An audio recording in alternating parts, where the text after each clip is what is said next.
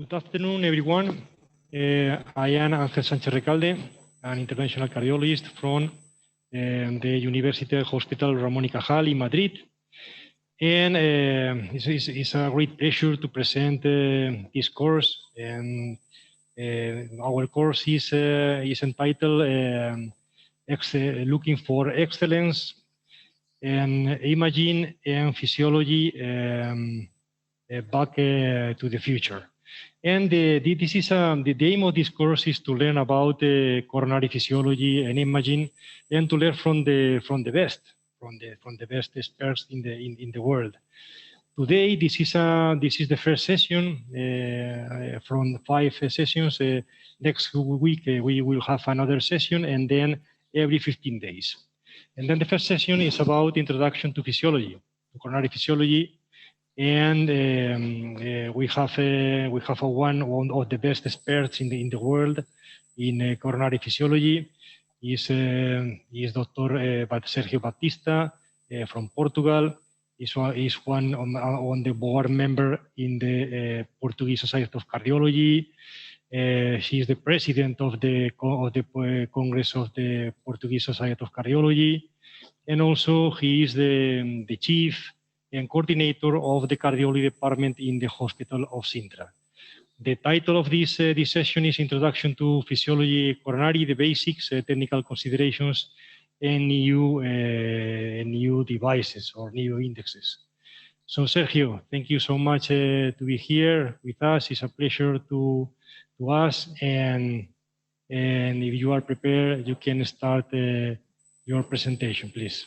So thank you so much. It's a pleasure to be here, and I will right away start my presentation. I think you can see my slides now. So my role today is to talk to you about the basics of coronary physiology. These are my disclosures concerning this session. And I would like to start by reviewing with you the basics of the pathophysiology of myocardial ischemia. And as you remember, ischemia occurs when the demand in oxygen exceeds the supply in oxygen.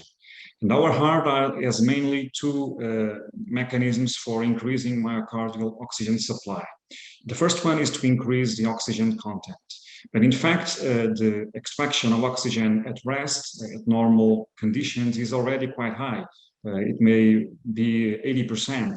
And so the ability to increase it when needed is quite limited. So measuring the mechanisms related with coronary blood flow are the most important mechanisms that our heart has to increase the oxygen. And as you know, flow is related with perfusion, with pressure perfusion and resistance. So these are the 2 variables our heart could eventually change in order to increase the flow. The problem with the pressure perfusion is that it's basically, as you know, the coronary arteries are perfused during diastole, and the ability to change the diastolic pressure is quite low, is quite limited. So that leaves us with resistance as the most important mechanism which our heart can use to increase the oxygen supply. And indeed, the autoregulation of the microvascular coronary tree is the most important mediator of this process. So how does this happen? In a normal coronary artery without any disease, the flow is normal through the epicardial coronary artery, and the resistance in the microvascular tree is quite high. When disease appears, when we have a stenosis in the epicardial vessel, the way our coronary tree maintains the flow is by decreasing the myocardial, the microvascular resistance. And while doing that, the flow is maintained. And that mechanism keeps on happening until it's not enough, until there is no more reduction in resistance that can happen further. And at this point, flow will reduce and the patient will have ischemia and will have complaints. So why do we stand? Exactly to reverse this phenomenon. We want to reduce ischemia and to relieve angina. And since we just learned that flow is the most important variable of ischemia, it would be the obvious choice to measure. If we could measure coronary flow, we could measure ischemia. The problem is that the flow, although it's possible to measure, it's difficult to do it because there are a lot of pitfalls. But we also learn that pressure is related with flow by this equation. And we know that if we keep resistance stable, then we can use pressure as a surrogate of flow. And this is the main concept behind all measurements with a pressure wire. We are measuring pressure, assuming a constant resistance, and that allows us to know how would flow be in the artery. Those are the indexes we have, the pressure indexes we have nowadays. The first one, which will be the one we first will discuss, is FFR, fractional flow reserve.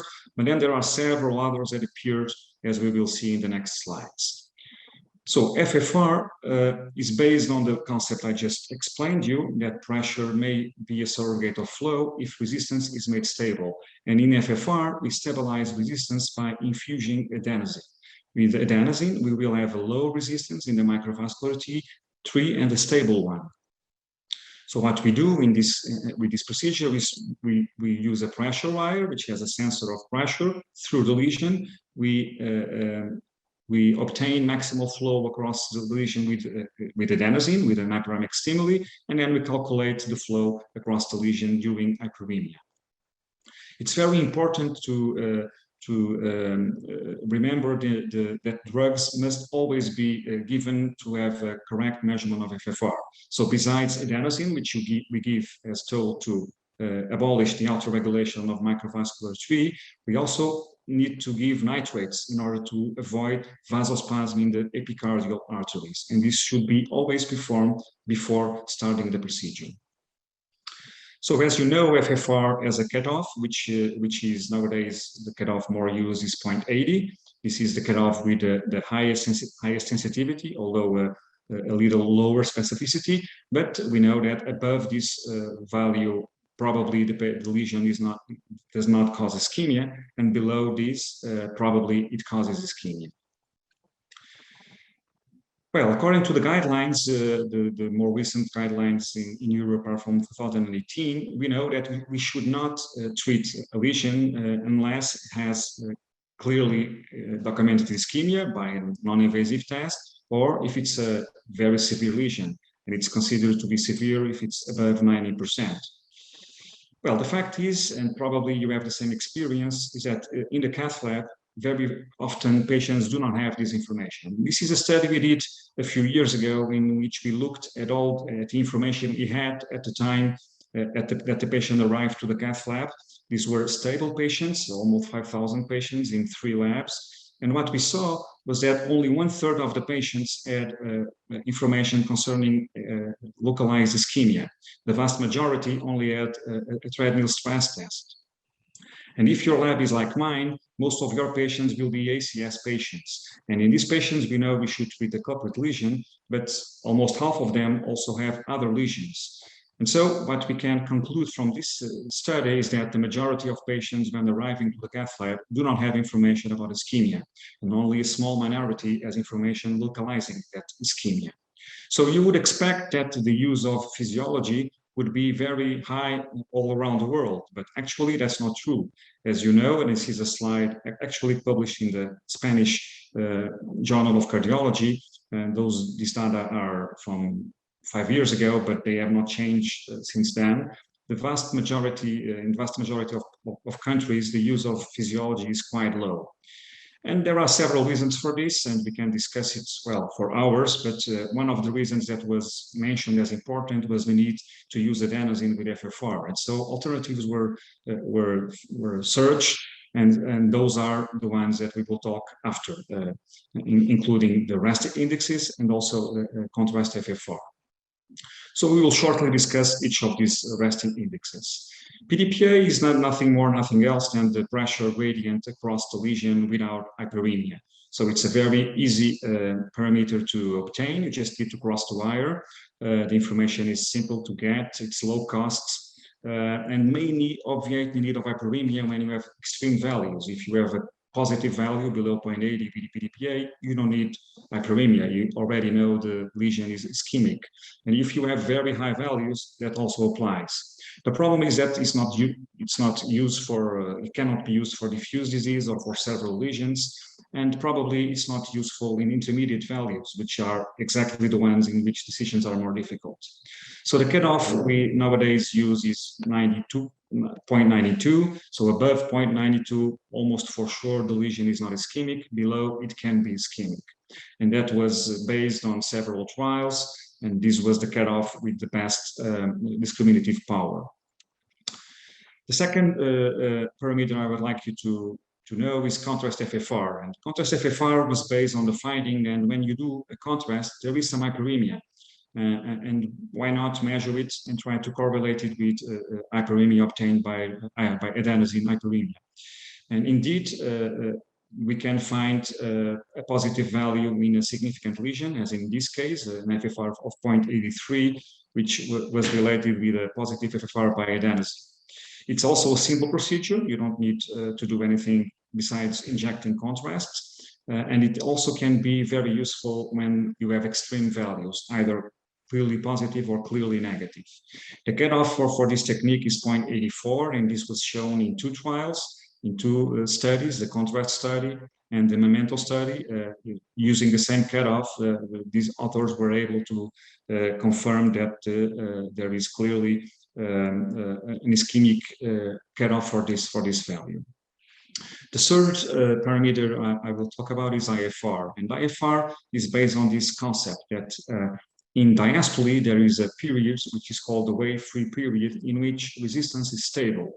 And as you remember from the formula I showed you in the beginning, when you need to use pressure as a surrogate of flow is a stable resistance. And in this period of the diastole, you can do that. So IFR is measured just in that particular period of the diastole. You just need to cross the wire and obtain the value. The cutoff for this technique is 0.90. You have an example here of a measurement of IFR. It's also a simple procedure. You don't need hyperemia. The problem would be the correlation with FFR, which is not always perfect. We can discuss that afterwards, because sometimes eventually this one will be the one that is correct, other times will be the FFR. So IFR as an advantage as compared to the previous two parameters I've discussed, because it has clinical evidence. It was studied in two major trials, the Defined Flare and the Sweetheart trial, with almost 5,000 patients altogether, and it was shown to be non-inferior to FFR. So it is now clinically advised by the guidelines.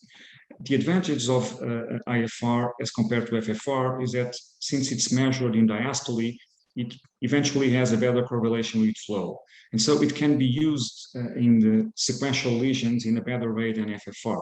And as you can see here, it's possible to do a pullback of the wire and measure the pressure all along the coronary artery and understand if the lesions we have are focal or if they are diffuse, and then decide the best place to treat. And actually, you can even do a co-registration of the pressure with the angio, and you can even decide how to treat the lesion, where to put the stent, and know what the result you will get at the end. In this example, you were expecting a final IFR of 9.92, and we got a 0.91 result, which is quite similar. And here you have two examples of co-registration of IFR with angiography, in which you can really decide to treat where you want to treat and know before doing that which result you will get at the end. Well, after IFR was developed, a lot of investigators tried to understand if you really needed to use the interval that is used by Volcano, now Philips, if you really needed the correct interval that the formula that IFR uses. And this study was performed in 2017, and the authors, they measured several different intervals and actually even some points in the same wave-free period. And what they found was that irrespectively of the interval they used or the point actually they used in the diastole, they always got the same results. And this led to this concept of the DPR, the diastolic pressure ratio, that was used by several other companies afterwards, including Opsense and Boston Scientific, that they give this parameter a different name, but they are all measuring the same, which is similar to IFR. It has to be said that these two parameters have not been clinical validated, but they are similar to IFR, which has been clinical validated. And then finally, we have the last non-hyperemic parameter, which is called resting full cycle. In the beginning, it was called PDPA mean, and actually we participated in the development of this new parameter. And what this does, this is a full cycle measurement, not a diastolic measurement as the previous ones I showed you. And what it does is it measures the minimum PDPA during the whole cycle. And this value also correlates with FFR in a nice way. And the cutoff we use for this is also 0.89. And so it can be used also as a surrogate for ischemia. And with all these parameters we now have, it really changed the way we look at physiology. And as you remember in the beginning, we were told that anything below 0.80 was ischemic, anything above 0.80 was non-ischemic. And nowadays we have several different parameters we can use. And usually at my lab, at least, we use several of them. We always measure PDPA. We still frequently use FFR contrast, and then we use any of the other ones to make a decision. And if you have more information, more likely you will make a better decision than if you use only one parameter. And I would stop here now. I think we have a clinical case in which we will measure physiology, but I'm also open to any questions you may have. Thank you so much. Okay, Sergio. I have several questions. I don't know if from the chat there are some questions.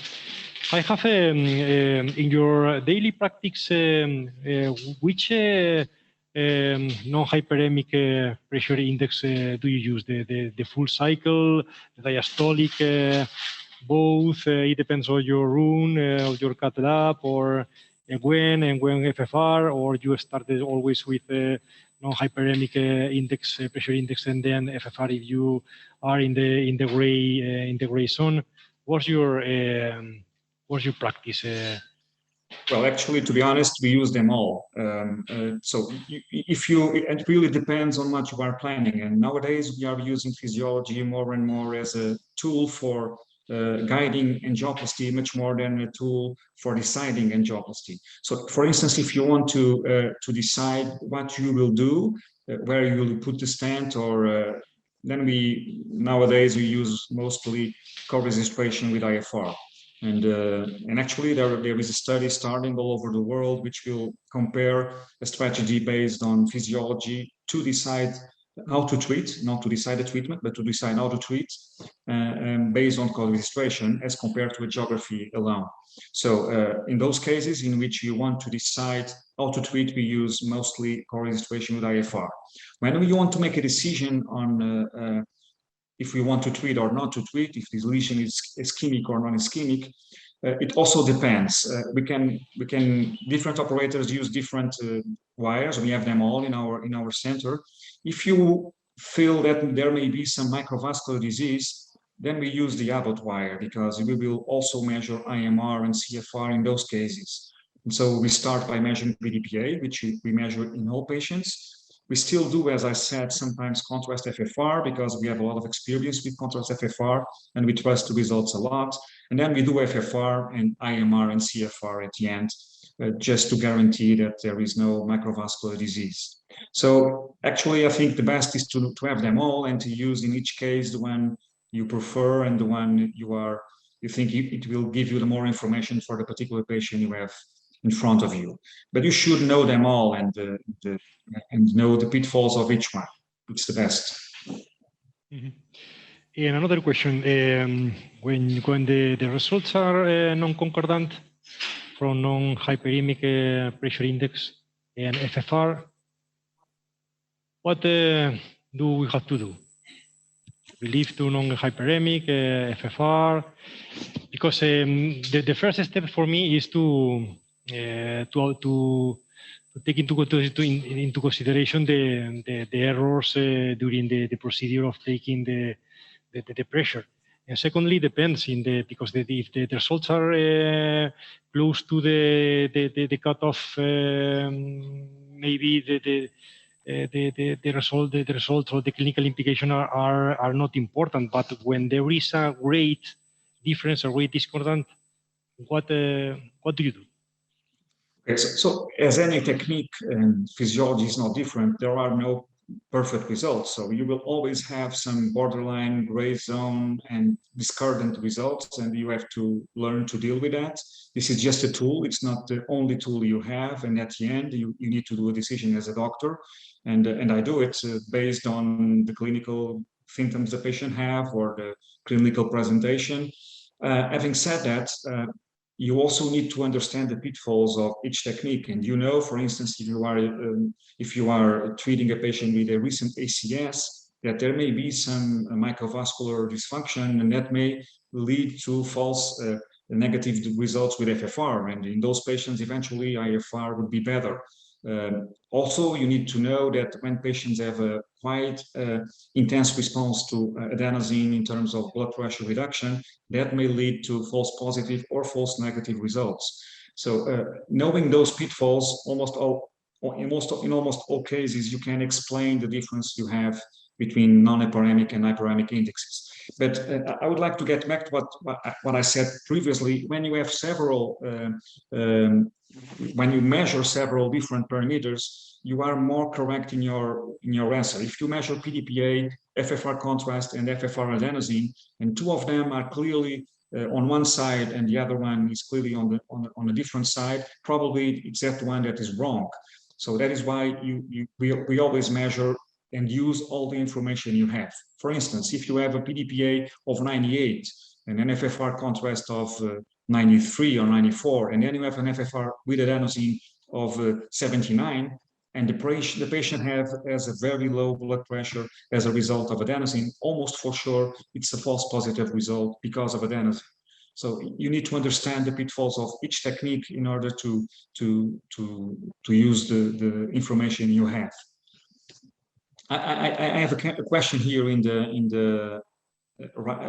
someone write the question here. Yeah, in my experience, if I use non-culprit lesions in ACS patients, this is exactly an example in these non-culprit lesions in ACS patients in which you should be more careful, and your gray zone of decision should be wider than in stable patients. So when in doubt, I either repeat the test or I just make a clinical decision respectively of the physiologic measurement. So we don't need to always follow the result you have when you don't trust it. And sometimes, particularly in ACS patients, you really need to do a decision which is based on the clinics, not on FFR or IFR results, when it's borderline, obviously. Okay, I have another question from the chat from Anne Snoers. And the question is, how do you decide which index you will use to measure? Based on which information or indication? As I was saying, if you have a patient with stable coronary artery disease that comes with clinics, with angina, and eventually with a positive ischemia test already, and you have an intermediate lesion and you really want to know if there is some microvascular disease besides the microvascular disease, usually I use the Abbott wire because I plan to do IMR and CFR measurement. And so in those cases, I do FFR and then I do the microvascular measurements also. When I have a patient with disease, which I probably will treat because the lesion is a little bit more tight and I think it will be positive, and I want to plan the procedure. I want to choose the wire, the stent, the size of the stent, particularly when there is more than one lesion, when we have sequential lesions, and usually I start with IFR and I do a co-registration with IFR. So it really depends on the patient and the coronary anatomy. I don't have a pre-established routine. I choose according to the patient I have in front of me. Okay, there is another question, and this question is: when you get a 0.90 with IFR, do you perform always FFR? No, I don't. It depends again on the patient, and it depends again on the anatomy and in the clinics of the patient. If the patient is clearly symptomatic and the lesion is the only lesion the patient has, probably I would treat it because it's a borderline result. And if the risk of treating the lesion is low and the benefit may be improving the patient's symptoms. So I decide in each case. I don't have a rule for this. If on the opposite, if the lesion clearly does not seem significant, the patient does not have a lot of complaints, eventually I will do FFR. But we have to understand we are not treating values. We are not treating one value. We are treating a patient. And this is just a technique we use, and it's a great technique, and I use it in almost all patients. But we should not forget that it's just a technique. It's not, at the end, what you are treating is not FFR or the IFR, is the patient and the anatomy he has. Mm-hmm.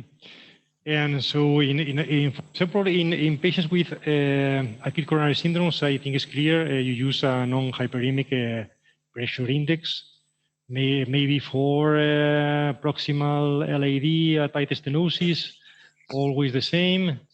And for tandem stenosis, there also are useful, in my opinion. Mm-hmm. And when do you use FFR? Well, nowadays, as I told you, mostly in stable patients in which I also want to take a look at the microvascular resistance, because for that I would need adenosine and I will need the Abbott wire. So and we are doing that more and more, particularly in stable patients. Although in unstable patients, sometimes when we have particularly women with ACS and almost normal coronary arteries, in some cases we are also measuring the IMR in those patients. And for that, we also measure FFR. But as we are using co-resist patient more and more, and because of that, we are using non-hyperemic index IFR also more and more. And we are also quite eager to have non-invasive indexes like EFR, which will allow you to actually measure physiology without a wire. And probably it will be very useful for deciding to treat and also to plan the treatment. I don't know if you have tried it already, the new KFR, but it's really almost ready for use in a daily as a daily tool. It has evolved a lot. Software is quite good, and it just needs the clinical data in order to be applied more widely. But it's very easy to do the measurements, and I think it will probably change the way we use physiology. Probably we will use it in all patients, and then just put a wire when you either have issues or questions, or when you need to really do the treatment and plan it.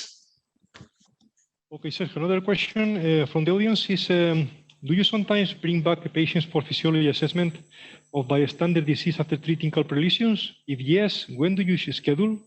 In safe admission or later? Yeah. So we are now participating in a trial which is exactly taking a look at that.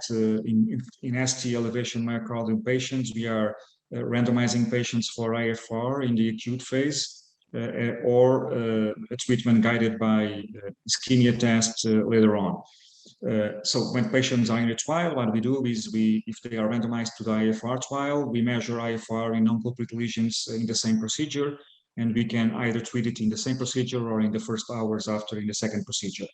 When patients are not in the trial, what we usually do is we treat the culprit lesion in the acute phase, and then we leave other lesions for a second procedure, which we always do in the same admission.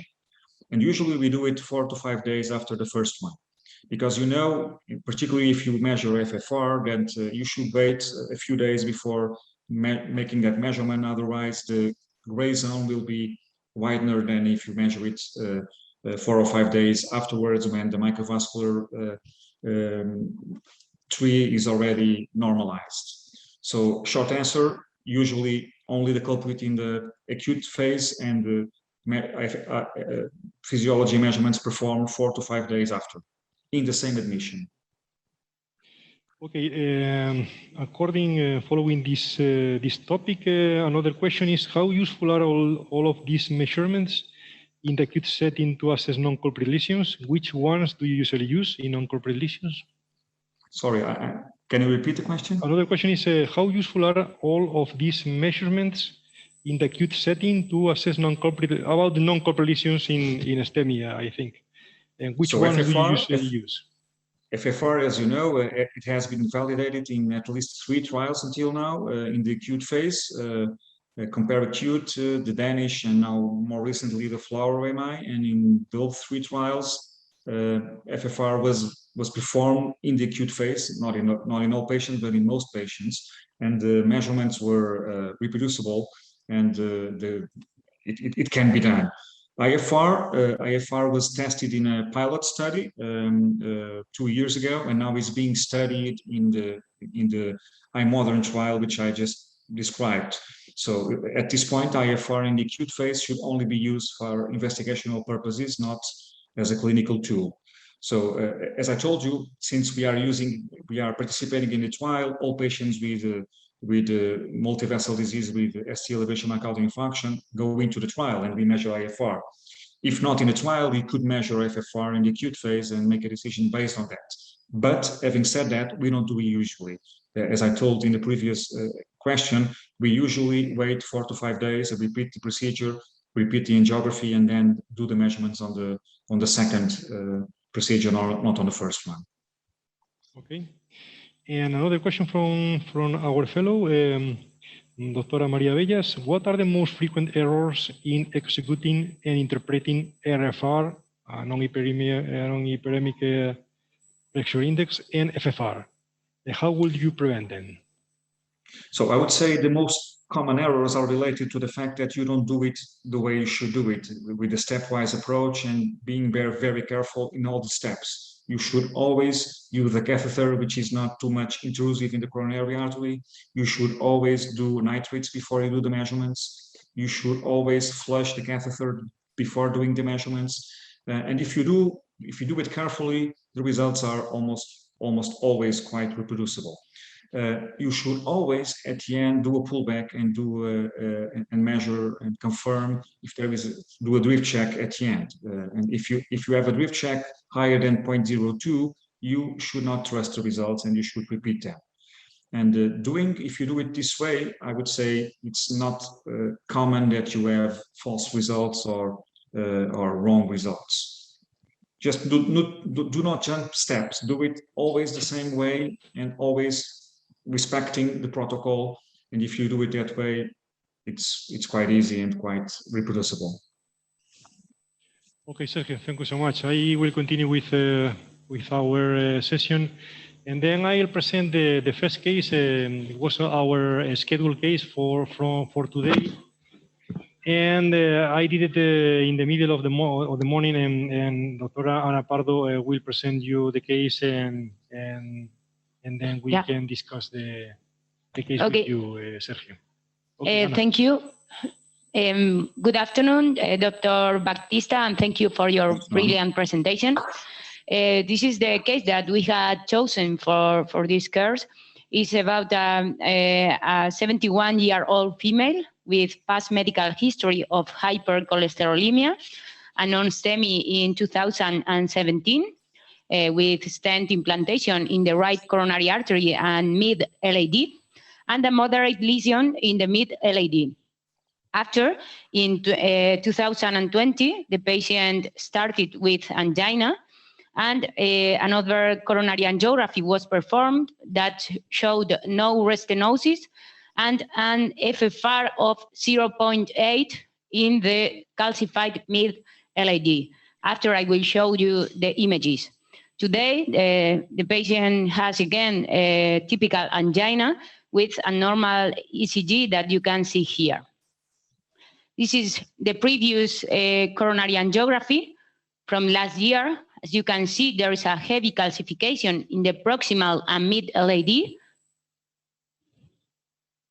The circumflex artery is also has also a lot of calcium, but no obstructive lesions.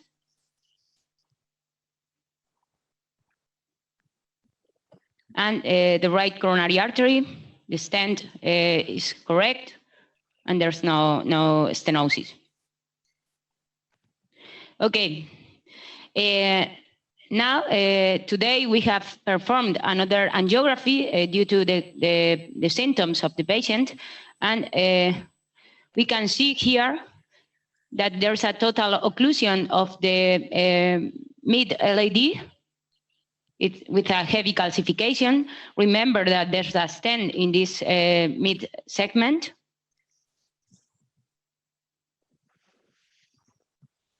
And as you can see here, there is another lesion in the proximal circumflex, very calcified. And okay, I don't know what would you have done with this case, because it's a very complicated case with a very hard percutaneous treatment. And what we have done, we have decided to do an RFR, as you can see here. It was difficult to access to the distal circumflex, as you can see here. And eventually, I don't know if you had done this evaluation, Dr. Baptista, or you think that the lesion is severe or not? It's a very challenging case, actually.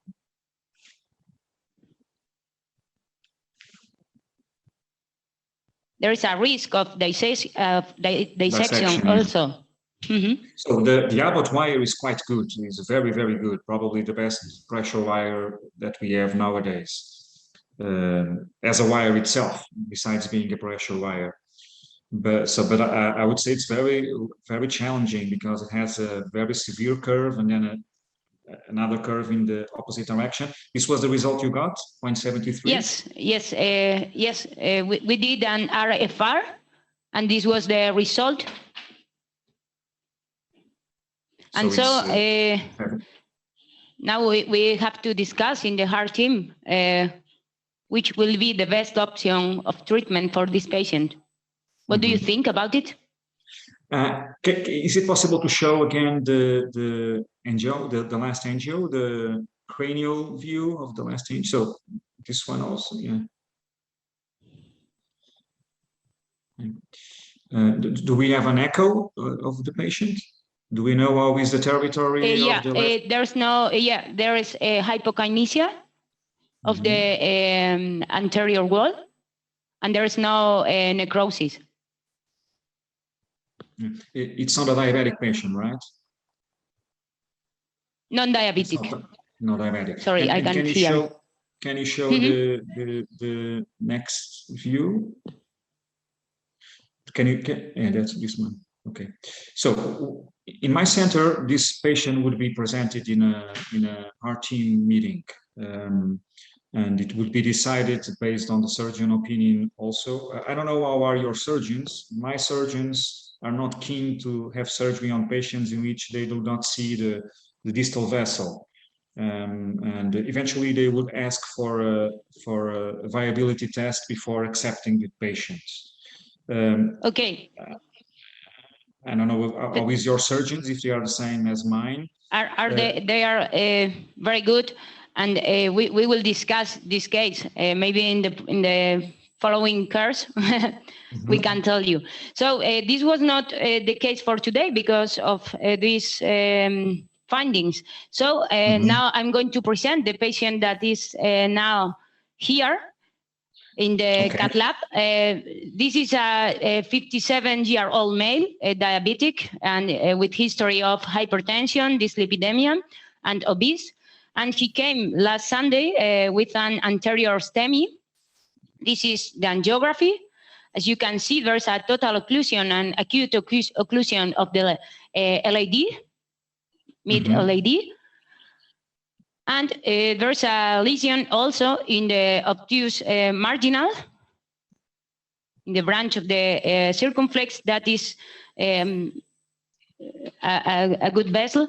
Here is the result. You can see also that there is diffuse disease in the diagonal branch, and we decided to evaluate in a second procedure the lesion of the circumflex and this lesion of the diagonal branch. Okay. You can see here. Mm-hmm. Okay. Now, Sergio, as Ana said, we had planned to do the first case. Was a complex case, a woman with a very severe, with a moderate calcified lesion and a stent. And we thought the angiography would be similar to the previous angiography, but today there was a very surprise, and the lady was occluded, completely occluded, and appeared a very tight, very severe or moderate to severe stenosis and calcify in the prox circumflex, and then we stop, and then we'll decide in hearting the best option for the best patient. Yeah. And we choose another one. Agreed. This is the patient with a very recent myocardial infarction with a primary PCI in the LAD, and now he has a moderate lesion in the circumflex and also a very diffuse disease in the diagonal. And then we will start with the study with the pressure wire. We had there is with me Dr. José Luis Mestre. He's my colleague, a very well-known interventional cardiologist, and he's performing the procedure, and the catheter is in the coronary artery, and we will start with the white wire. And then our team nurse, Esther, Mamen, Arturo, and I don't know. And Ruben is here with us in the Cathlab. And outside is Dr. Elisa Salido and Dr. Ana Pardo and Dr. Francesco Lauri. And we will start with the pressure wire. You can see the... Okay.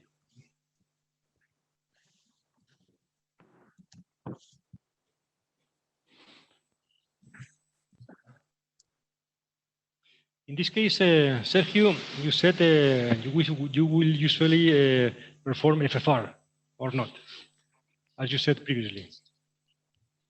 Well, I'm not sure. Eventually, I would like to. I think that the lesion in the obtuse will most likely be positive, and so having a core registration would be useful for planning the treatment.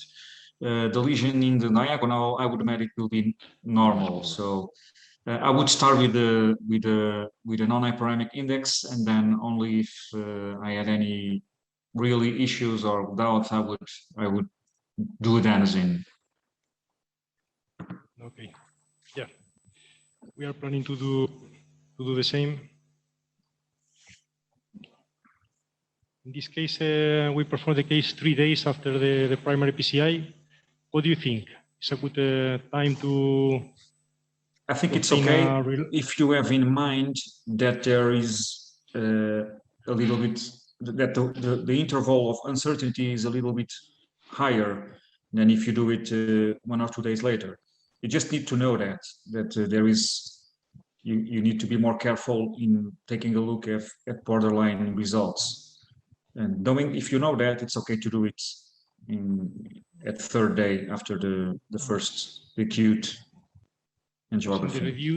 The study reduced MBD. The IFR was more predictable if you repeat the test in several weeks than FFR. Yeah, in the acute phase in the pilot study, what was showed is that probably you will have a little bit more false positive results, which mean that probably eventually with IFR, you will treat a little bit more lesions than you should, as compared to FFR, in which it's the opposite. Probably you will need, without treatment, a few more lesions because of the microvascular inability disease to respond to adenosine. So, but those were really only a few patients. if you have a clearly positive or a clearly negative result, you are okay. If you are in the middle, then you just need to make a decision based on the clinic and the anatomy. Okay, we are trying to cross the proximal circumflex. It's a very angulated. Vamos a igualar ahí. Ecualizar, por favor. A ver.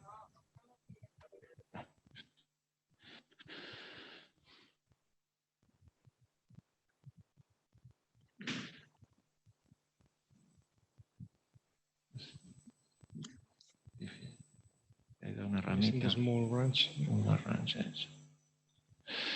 Okay. Vamos a ver si avanza. Metes por ahí, a ver. Angel, we have two comments from the audience. One is from Marcelo San Martin, which is, he said, my opinion, surgery. And one from Pablo Cerrato, and he said, occlusion inside the stent. I shall try anterograde approach to LAD. Could you repeat, please, because it's a very noisy and I couldn't hear your question. Okay, so this is a comment from the audience. Okay. One is from Marcelo San Martin, and he said, my opinion is surgery. And the second is Pablo. In the first case. Yeah.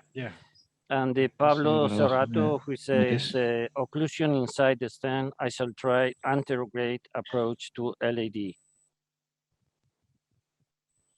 Yeah, both of them, both options are good. I think for me the best option maybe is surgery, because it's a very calcified stenosis and then a computer stenosis in the mid LAD stent. It's a very complex procedure, and maybe the results, the outcome, the long-term outcome, I really don't know. I don't know. But in my opinion, maybe is for surgery. We are trying to cross the lesion. This is the problem in a live case. Jose Luis is suffering to cross the lesion. Quite severe.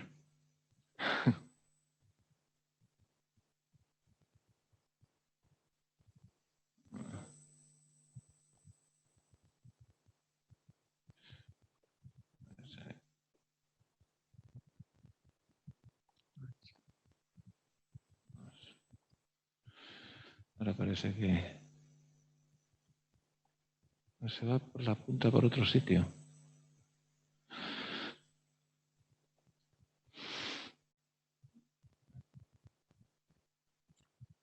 Okay. Ahora baja la puntita. Voy a subir.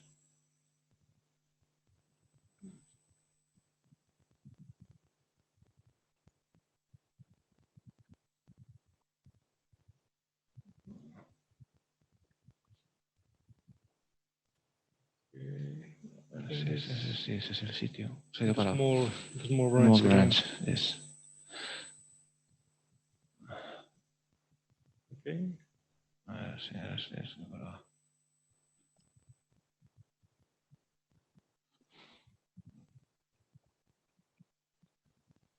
Pero esa ramita de abajo.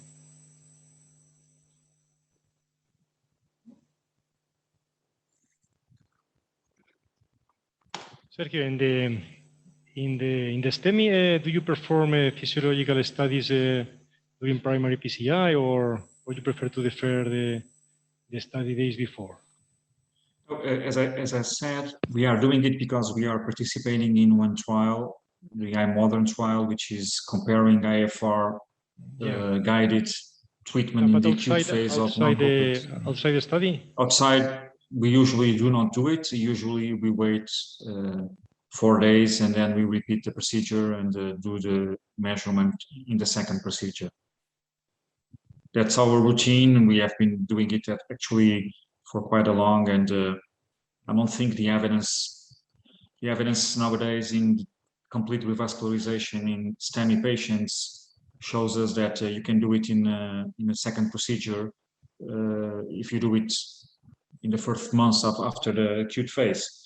And in our case, we do it in the same admission. We don't send the patient home, but we prefer to do it in a second procedure in which we have time, everybody's calm in the room. The patient is much more, stable, and we prefer to do it that way. In almost all of the cases, that's the way we do it. Okay, then we cross the lesion. Very difficult because maybe the bend and the stenosis, and the PDAPA is positive, clearly positive. Yeah, it's very positive. There is no doubt, and what have you done? Was it saline what you did, or was it contrast? What you did in the syringe right now? Was it saline? Saline.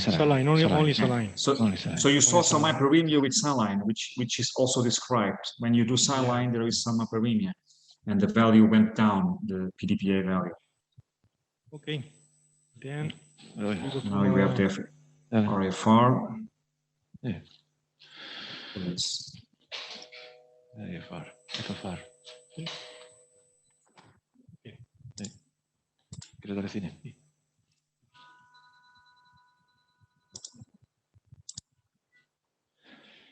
How do you treat this lesion, Sergio? Dilatation with the balloon, and I would start with a balloon. And it's difficult to see in my computer, but it seems to be very calcified, right? How do you see it there? Yeah. And it was hard to cross. A balloon 2.5, balón 2,5. 2,5 por 15. ¿Dónde estaría, no? So because it was so hard to cross the lesion, I think it's acceptable to treat it right away without confirming the diff check at the end. But you should always... These calcified lesions, Sergio, do you usually use IBUS or OCT to choose the best device, or to choose the appropriate... Nowadays, we almost do not use IVUS. We almost always use OCT when we need imaging. Zafir. In this case, I would start by pre-dilating with a balloon, and I would decide afterwards, depending on the result, if I would need imaging. It's a long lesion, it's very long. And as I say, it's harder to see it in the computer, but it seems to have calcium, at least in the mid part. It's not a very calcified lesion, but yeah, it is. Yeah. You can see when the angiography is moving, there is calcium. Then we are pre-dilate the lesion quickly, and we will perform OCT if it's possible, and then to choose the next step. The balloon, please. But I was saying, Angel, that usually what the... Vamos a dilatar la primera lesión, vamos a dilatarla ya, ¿vale? Igual nota alguna molestia en el pecho. Igual notas alguna molestia en el pecho ahora. Tell me, Sergio. I was saying that usually you should take out the wire and do a drift check. But in this case, since it was hard to cross the lesion, and the value is so positive, it's reasonable not to do that. But on a regular basis, you should always do the pullback and do the drift check before having a decision.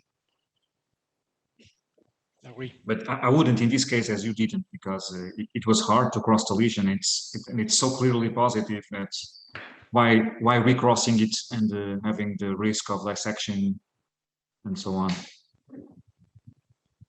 I'm curious if the balloon will pass. Which balloon are you using? It's which balloon is? Zafir. Okay, a Zafir 2.5. And the size, 2.5 for what? 2.5. 50 millimeters. The size 15. Is 2.5 and 50 millimeters. Okay. Yeah, we have It's a very It went well, right? Yeah. Ya pasó, ya pasó.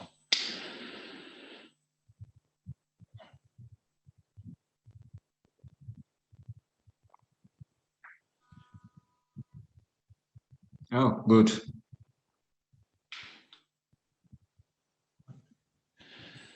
Espérate, ahí. Es un poquito más proximal. Ahí.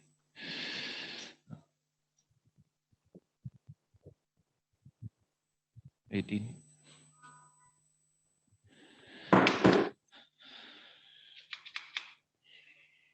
OCT, please. Ojete. Good. I think it's easy to cross. ¿Eh? Pasa bien, pasa bien. Yeah. Okay. Vamos a ver. Then in a few minutes we will do OCT.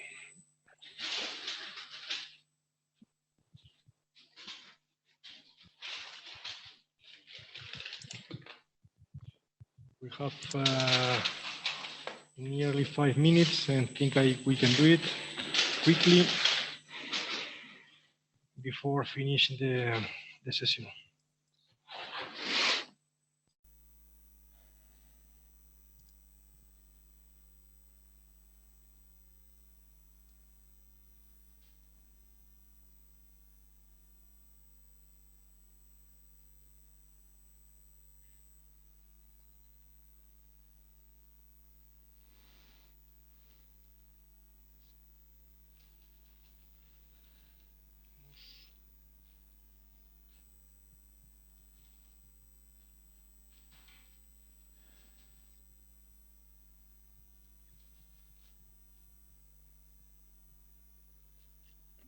Can you connect the pressure wire while you are waiting? Just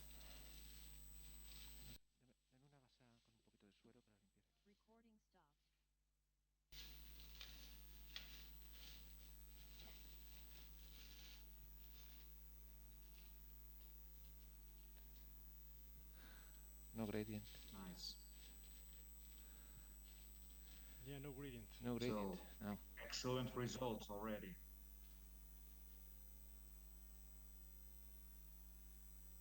Great.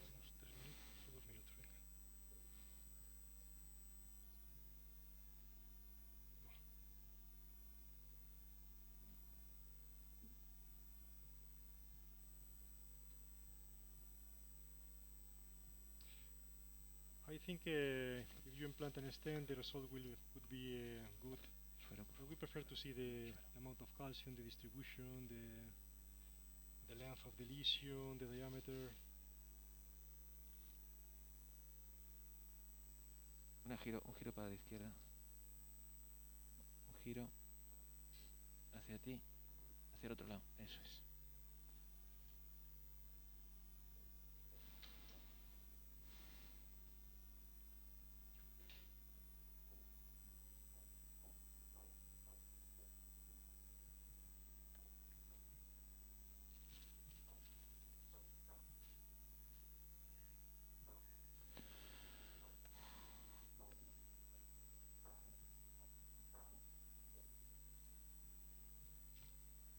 Falta un poquito la guía. Tengo ya la guía, tengo la guía. Falta un poquito. Falta la guía si quieres. Estaba un poquito aproximada. Apóyame un poquito.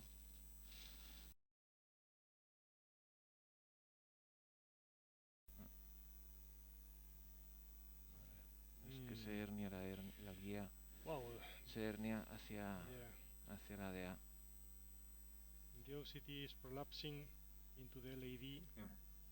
when we push the catheter. Yeah. No.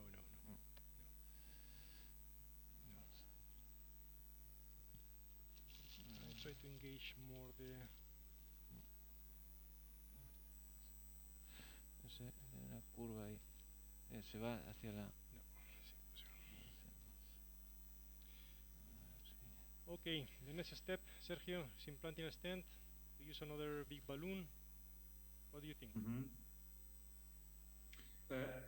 Well, as far as I could see, and as I told you, it's difficult to see in the computer, but the result was quite good from the pre-dilatation. So eventually we could go for a stent. Okay.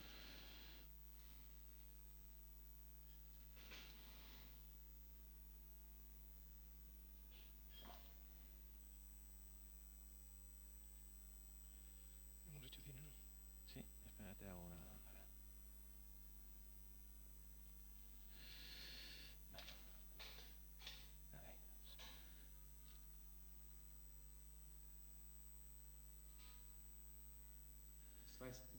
There is a dissection there? Is it? Yes. No. It's a dissection. Yeah, yeah, I think so.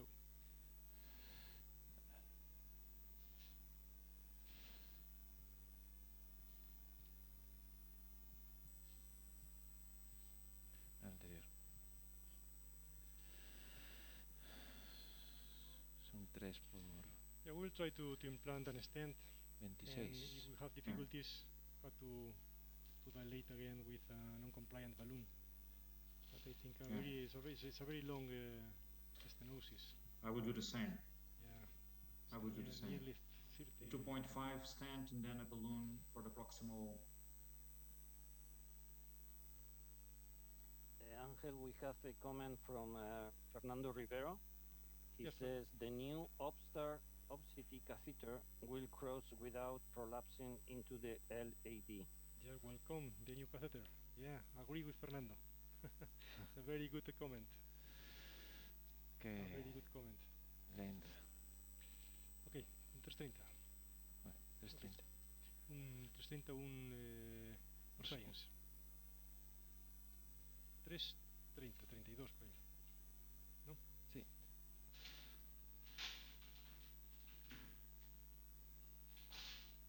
Vamos a poner ya el primer stent, ¿eh? Vamos a poner el primer stent ya.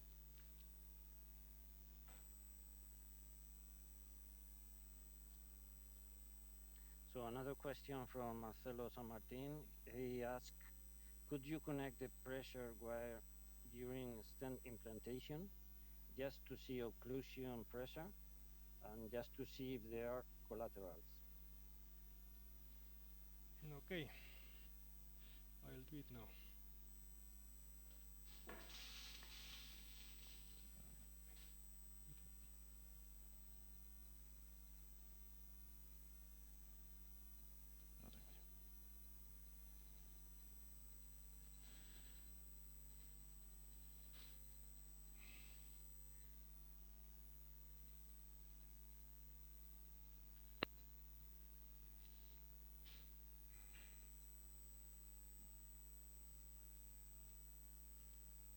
Voy a necesitar una body wire seguro.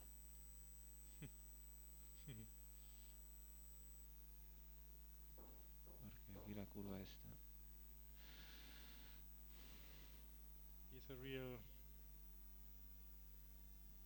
complex disease, and the stent also didn't cross, and we need to predilate with a non-compliant balloon.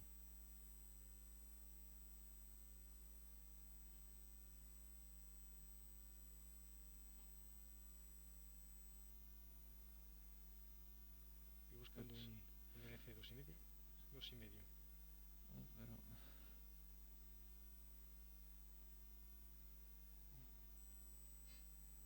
yo creo que esto no va a pasar. ¿Tenemos una guía en paralelo? Pirataría más. Sergio, do you have more time to be here? A little bit more, yeah. Okay. Yeah, a little bit more. I can stay at least until 2:30. So, if needed, a little bit more. So, will you predilate further or yes. Body wiring? Yeah, with a non-compliant balloon, 2.5. ¿Pasamos una body wire? Because there is more calcium that we expected at the beginning. Una body wire nos ayudaría. Sí, sí. Una PT2 o...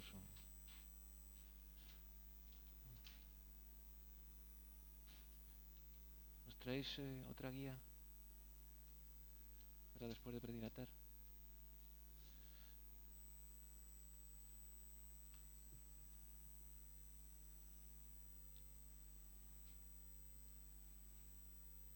¿Cuál es? ¿Un eufora? ¿Un eufora?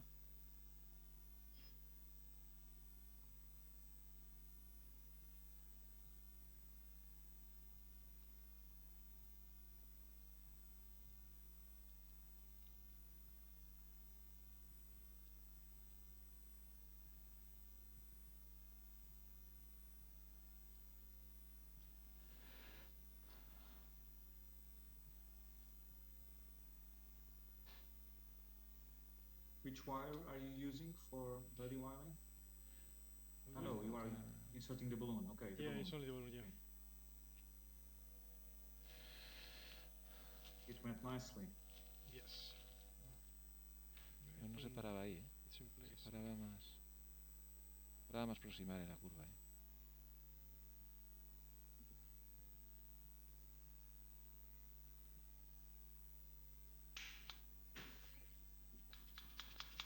Atmospheres, and then we need to predilate also in the proximal part. Ahí.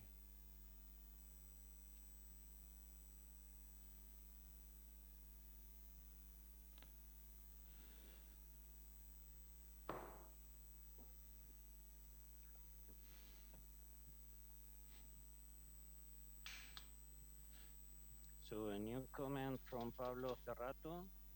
If you use a new balloon, it can be useful guide extension catheter. Yeah, it's true. It's the next step. Then we are to use another guide wire, a second guide wire, a body wire, and then if it doesn't work, to use una PT2, a guideliner or extension catheter. It's true. Dejarnos una otra guía, una Sion Blue o lo que haya. Una Sion Blue.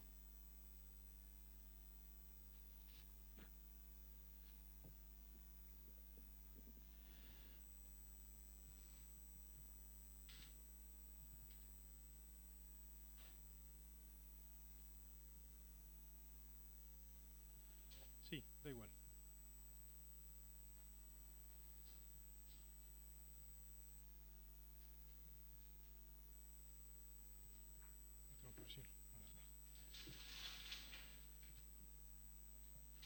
A new comment from Pablo Cerrato. It says you can perform an anchor with balloon and pass guide extension catheter to deep.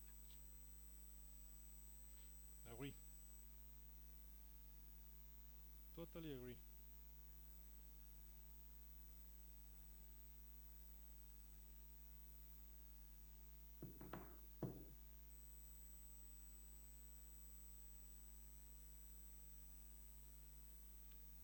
Now we are trying to cross a new guide wire. This is a samurai wire. Samurai.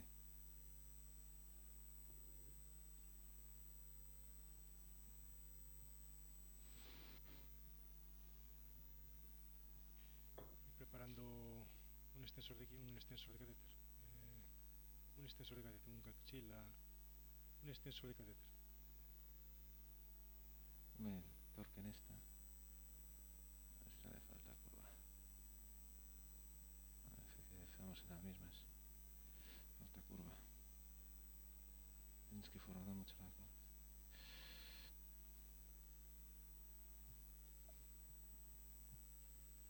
Ahí, buena curva. Y una secundaria. Eso es. Una secundaria 2.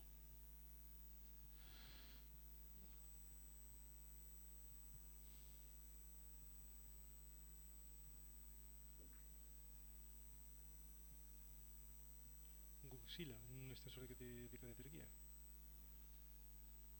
Un guideliner.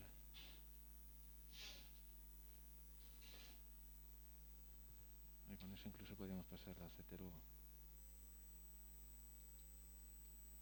Cambios de proyección. Una caudo. Dame el torque en esta.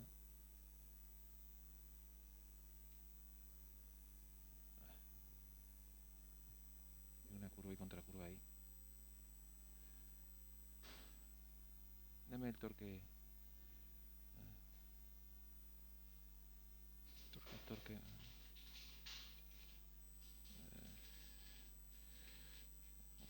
En este.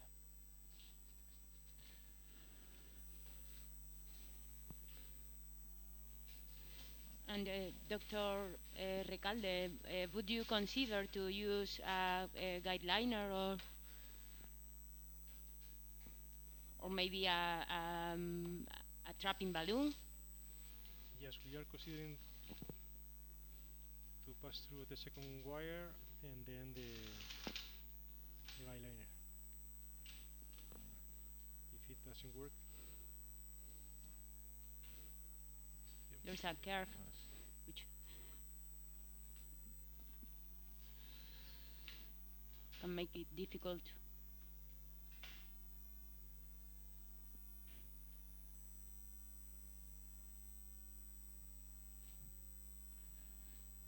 Demasiada curva. es una ramita pequeña. Sí.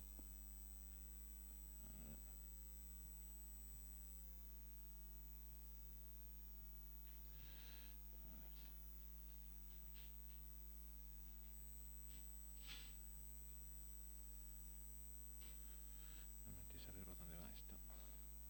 Metes. Des.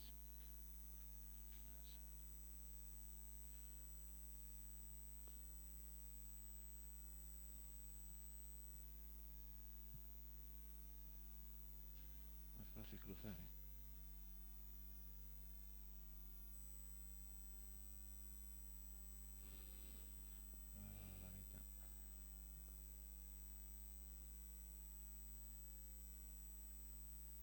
La mitad.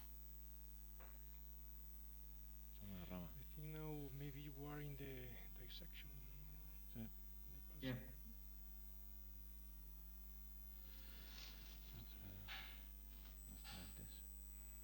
Test.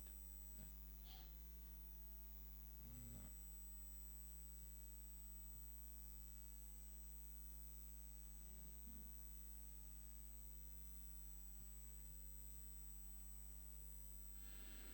Hay mucha velocidad. ¿Ves? La rama de abajo.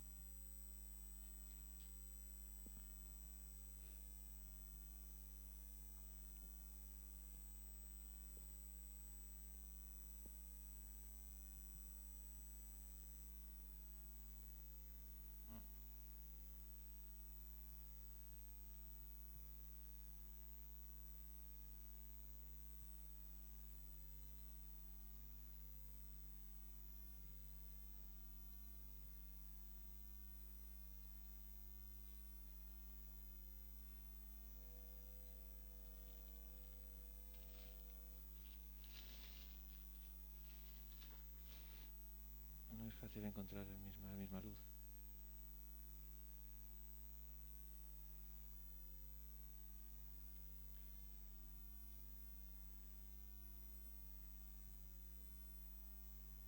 ¿Quieres utilizar guideliner?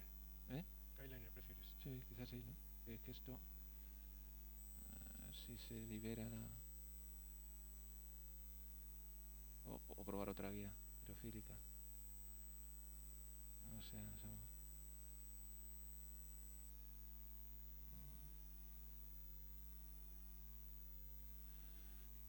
A ver si nos puede Podemos ayudar. hacer guideliner.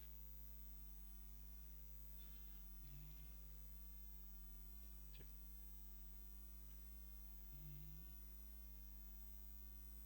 Esto está en la rama de abajo, es que se va la rama de abajo.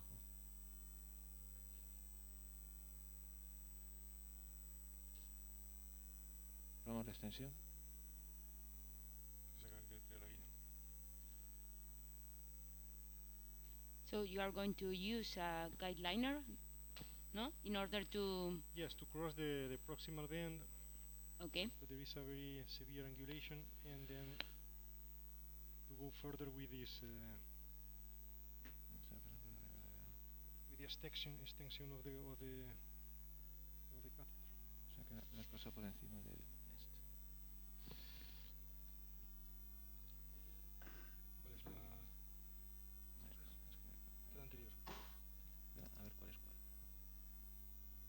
tiro la anterior. Esta es la buena. Esta está fuera.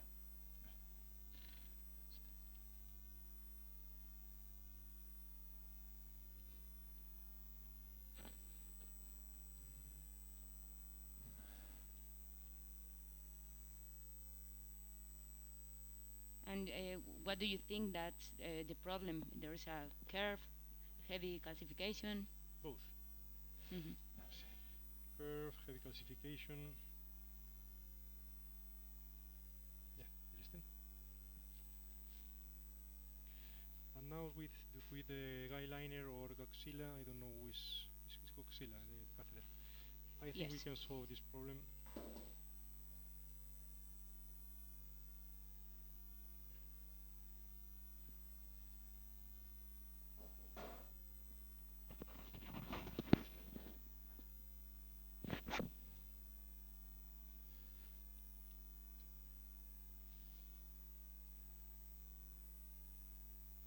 Cuidado.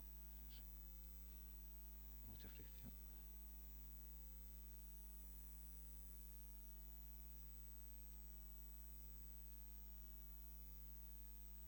No mucho esto.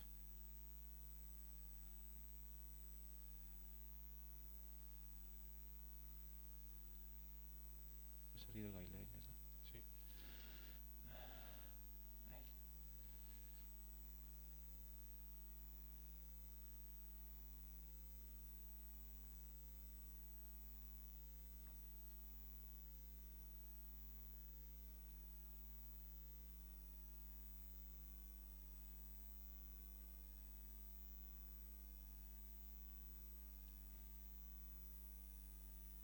Cuidado con la guía.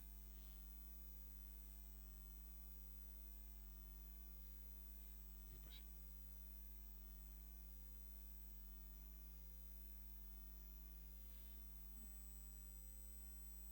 No pasa, ¿no? Es que meter más el guy liner. ¿Eh? What do you think, Sergio?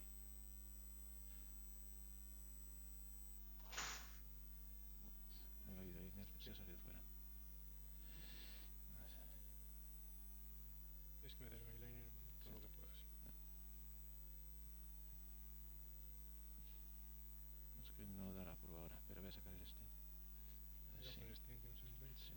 Yo metería el stent y intentaría avanzar todo lo que puedas el guy liner. Vamos a esconder el stent, ¿no? Vamos a tratar de pasar el eyeliner. Cuidado la guía. Si metemos un balón y intentamos avanzar el guy liner, no es imposible.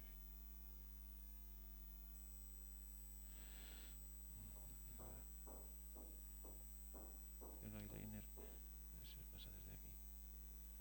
Porque tiene No, aquí. pero utiliza un balón. ¿Eh? Utiliza un balón. Bueno, está bien. ¿Volvemos a intentar o sacamos ya? No te avanza más el guy liner. Vamos a ver. Sí, sí, yo creo que sí que pasa más. No, ahí no pasa. Probamos desde ahí, a ver. Sí, pero a ver. No creo que no. Yo creo que es que no pasa de ahí. Ese punto de curva.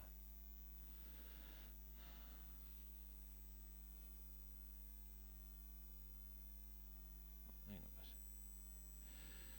No pasa. Debe dilatar más arriba.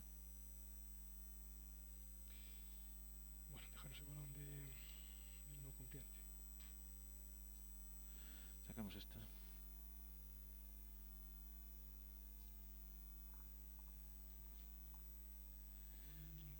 Probamos otra vez. No, a ver si pasa. Es que en el momento en que se topa esto, dilatamos más.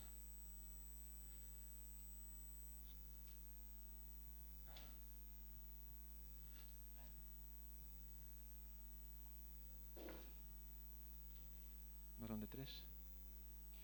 Yo utilizaría el mismo que teníamos antes, el 2,5. Sí.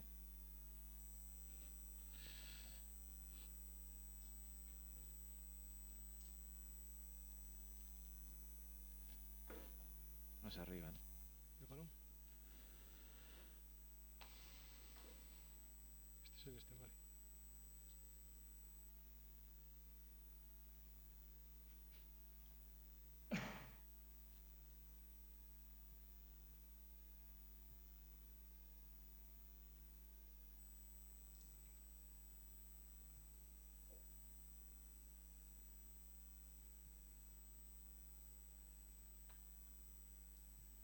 hacer una CT.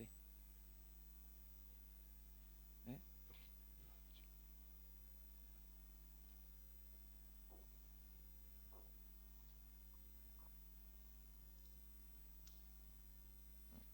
Espera, no tengo luz. ¿Voy a dar luz?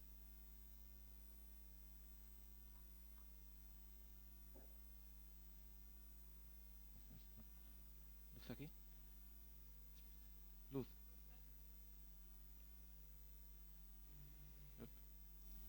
Adoro la guía de presión.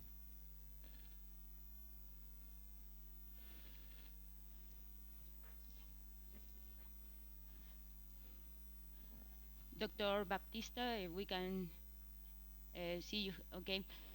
If you have to go, we understand. Thank you very much. Yeah, I'm sorry, but I Sergio, will need to actually, I will show because you I have patients also. I will show you the result next week.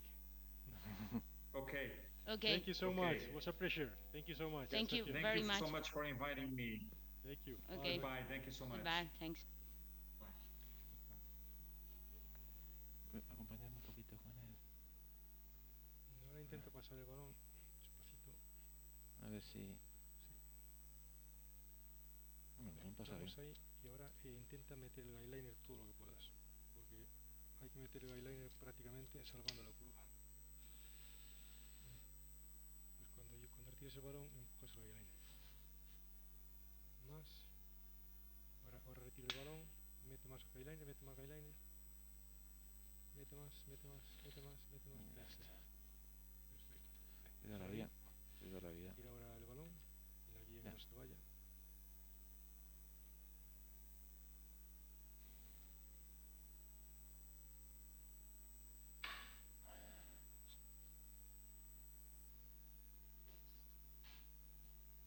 Bueno, vamos a ver si esto se queda donde está. Seguimos en la transmisión. Y continue with the... yeah. Okay. No, total quedan 5 minutos, o sea, menos, vale. Sí. Espérate que salga esto. Vale.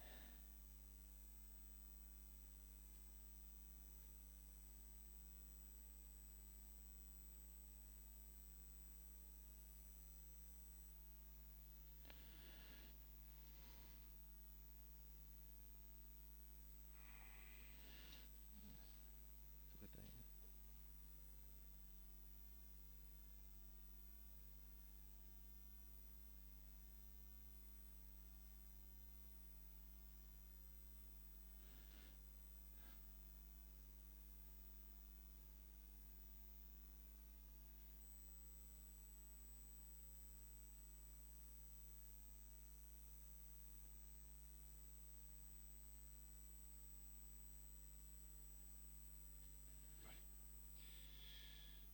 Bueno, pues ahora retira eyeliner, un poquito, no del todo.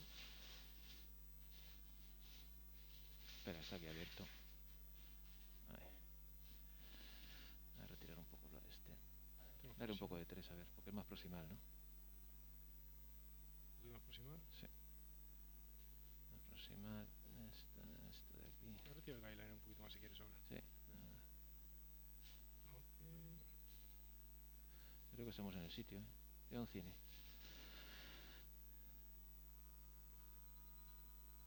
No, más distal. Más distal, sí. Ahí.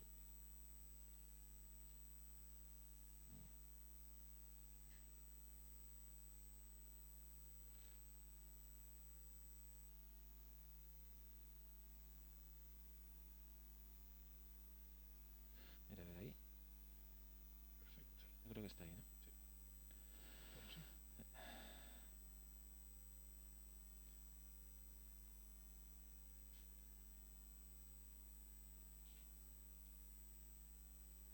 Control. Nominal. Sí.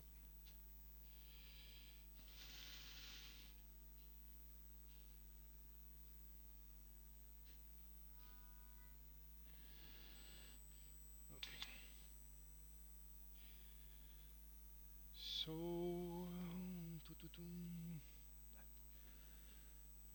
Dale, si quieres, este es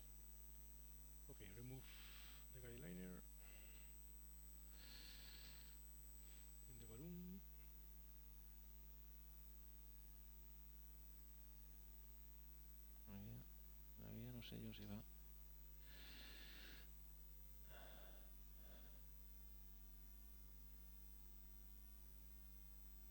Tiene.